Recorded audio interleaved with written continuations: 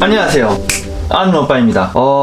아니 이렇게 이선님이 LG 롤리 키보드 2 영상을 올리셨는데 전 요걸 보고 휴대성이 좋으면서 괜찮은 키보드가 없을까 이런 생각을 하게 됐습니다. 왜냐면 이선님이 말씀하시기를 이게 뭐 휴대성은 좋긴 한데 키감이 굉장히 별로다 그런 얘기를 하셨거든요. 그리고 또 이게 또 가격이 한몫을 해요. 가격이 14만원이에요. 14만원. 그리고 이 휴대성은 접으면 이렇게 굉장히 작아지긴 하는데 가격적인 면도 그렇고 좀 더 괜찮은 키보드가 없을까 해서 키감하고 좀 타협해서 제가 찾은 키보드가 이겁니다. 같이 한번 보시죠.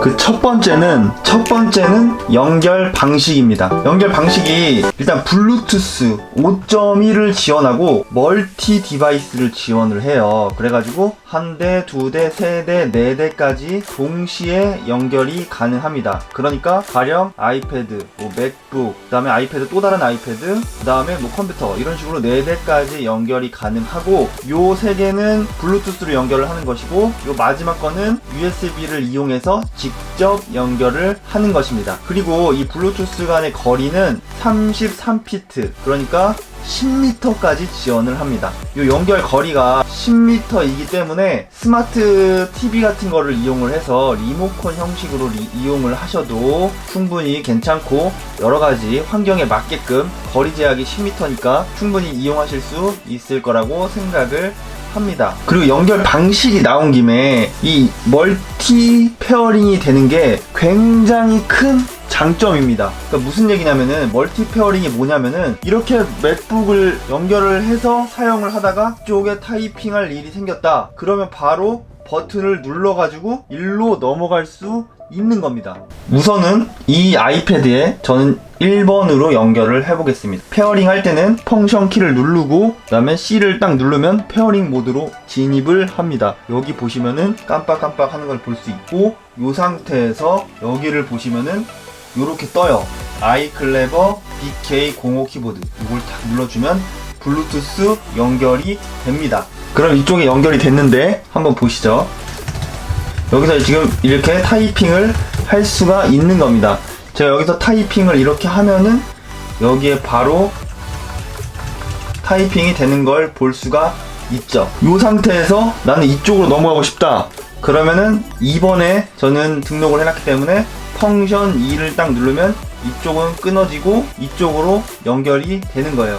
예를 들어서 이 맥북을 이용하고 싶다. 그럼 저는 펑션 W를 딱 누르면 연결이 됐다고 뜨죠. 이쪽에 연결이 된 겁니다. 그래서 바로 타이핑을 하고 만약에 내가 이쪽에 연결을 하고 싶다라고 하면은 세팅한 1번인지 2번인지 3번인지를 펑션 키를 누르고 눌러주면 되는 거예요.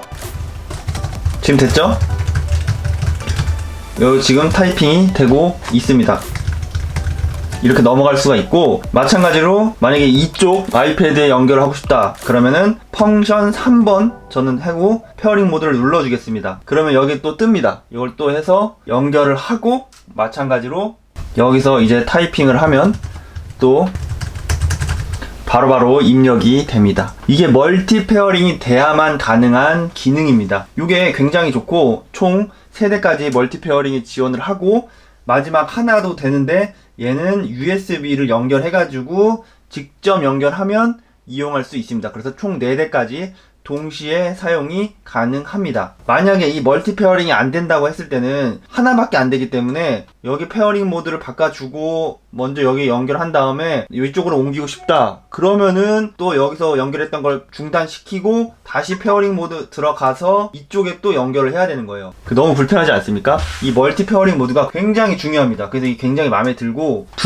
두 번째는 풀 사이즈 키보드입니다. 이게 접이식 키보드이긴 하지만 이 키보드의 이 각각의 키 하나하나가 풀 사이즈 키보드예요. 그러니까 가령 접이식 키보드가 아닌 요런 키보드에 요런 사이즈가 있지 않습니까? 키 하나하나마다 사이즈가 있지 않습니까? 요게 요렇게 휴대성을 굉장히 강조하다 보면은 요 각각의 키 하나하나를 좀 작게 만드는 경우가 있어요. 그러면은 이게 타이핑을 할 때 약간은 그 키가 작아졌기 때문에 타이핑하다 오타가 좀 많이 나고 불편한 점이 있는데, 그런 거 없이 지금 보시면은 정확히 얘랑 크기가 거의 똑같은 걸 알 수가 있습니다. 그래서 이 풀사이즈 키보드이기 때문에 크기를 굳이 줄이지 않고 지금 보시면은 이 키보드하고 거의 크기가 똑같습니다. 실제로 작업을 할 때 불편함이 거의 없게끔 만들었다는 게 굉장히 마음에 드는 그런 부분이고 큰 장점입니다. 그리고 세 번째는 이게 이 키보드가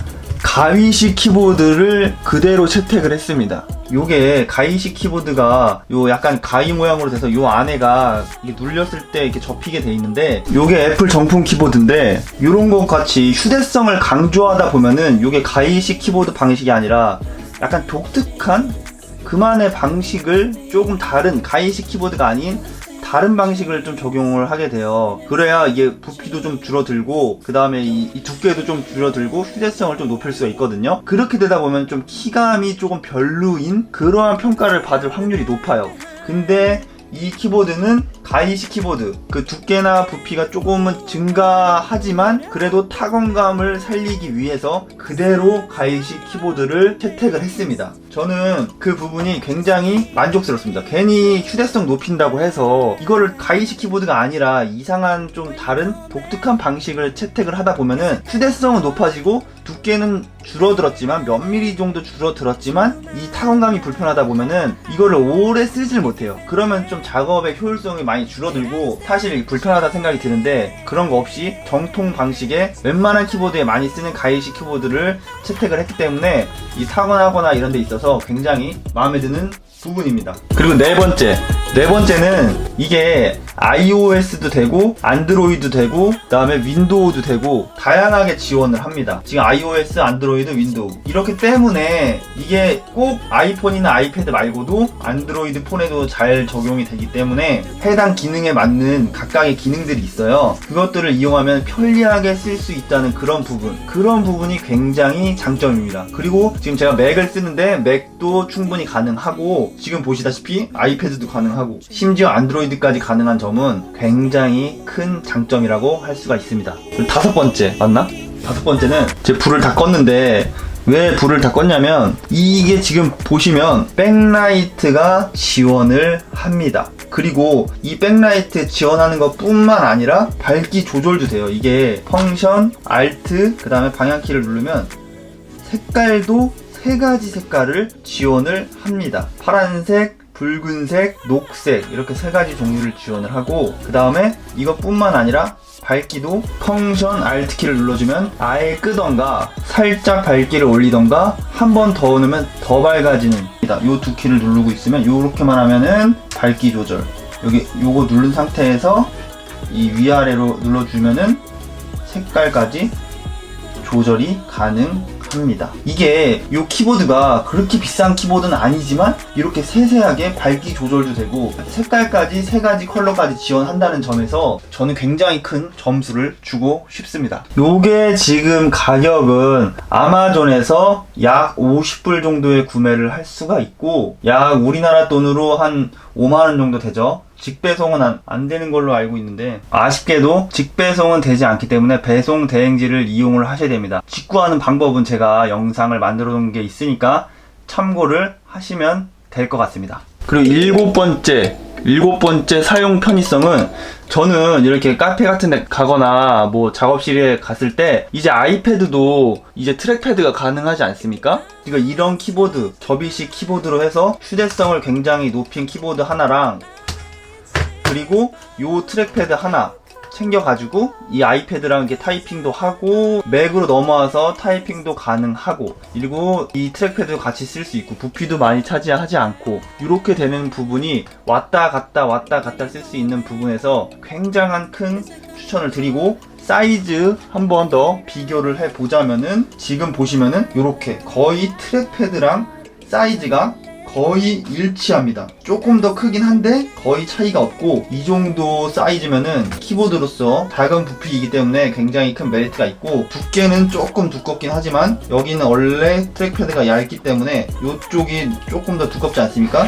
여기랑 비교를 하면은 또 얼추 또 맞아 떨어지는, 좀 더 그래도 이게 접었을 때 두껍긴 한데 두께도 그렇게 두껍진 않고, 이 두 개를 포개서 갖고 다니면 굉장히 이득이다, 그런 생각이 들고.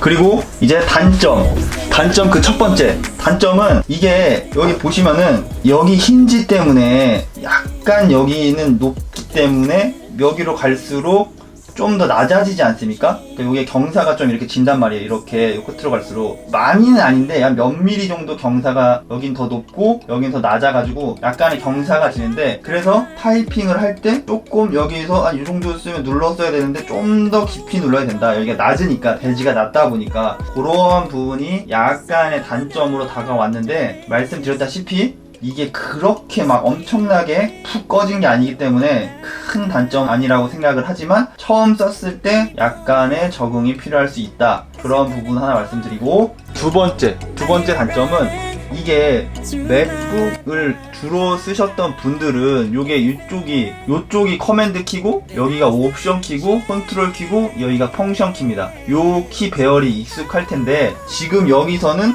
컨트롤, 펑션, 윈도우, 알트입니다. 그래서 약간 이 키 배열이 다르다, 그런 부분이 조금 헷갈릴 수 있겠다, 뭐 그런 정도의 단점이라고 생각을 합니다. 이게 애플 정품 이제 아이패드 키보드인데, 키를 보시면은 컨트롤, 옵션, 커맨드 요렇게 돼 있는데, 그러니까 보통 이 커맨드가 이쪽에 와 있고 알트가 일로 가 있어야 좀 더 이제 평소 쓰던 거랑 거의 맞는데, 요 두 개가 바뀌었다는 점. 근데 윈도우를 쓰셨던 분들은 이게 더 익숙하시겠죠. 그래서 윈도우 쓰셨던 분들은 큰 단점은 아니고, 이제 맥북을 쓰셨던 분들에게는 좀 단점이 될 수 있다.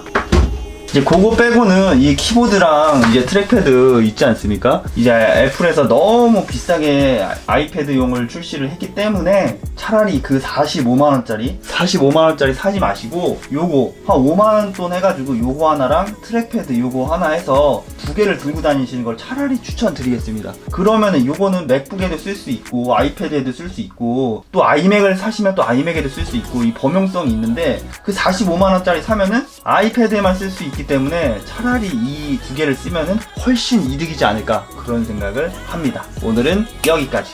뿅!